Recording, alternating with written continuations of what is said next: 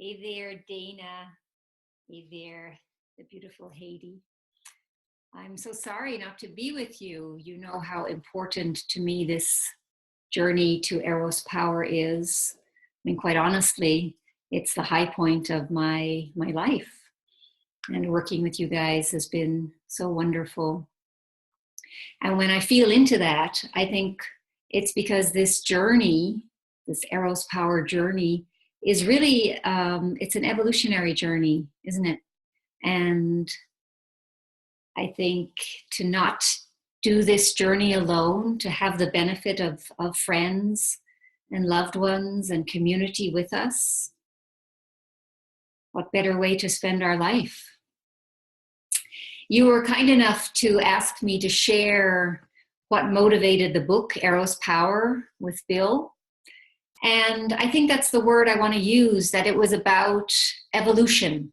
That was the power. Of course, we didn't know that at the time of starting our inquiry together. It was never meant to be a book, by the way.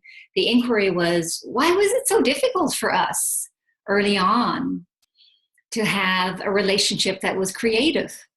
And it turned out that with sex and power in the space between us, but understood differently by us, it was very hard to have the kind of creative relationship, partnership, friendship that we have now.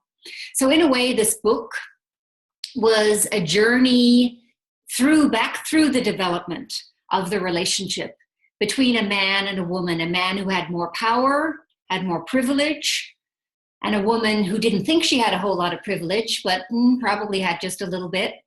But was a little naive about sexuality, was a little naive for all sorts of strange reasons about how man perceives and receives woman. And with all of that then as an obstacle, sexuality and love and power, they were not at all interwoven. They were quite separate.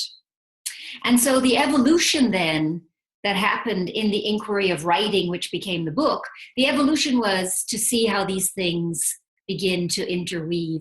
And so probably in terms of action logics, a couple of things are interesting, I feel.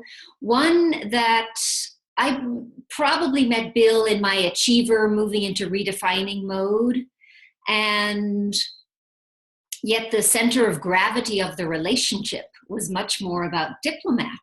It was about the unspoken and yet the presumed understandings of sexuality and power. So that itself is interesting, I think, right? That our action logic is not necessarily the same as what gets enacted in the relationship. So having a partner with whom to make all of this object, with whom to have a conversation about all of that, is the whole point of this work. And I think that is the power of the work you're doing there in that room, I'm doing with you. And I hope many more of us will do together in this journey that is about an evolution for us as men and women.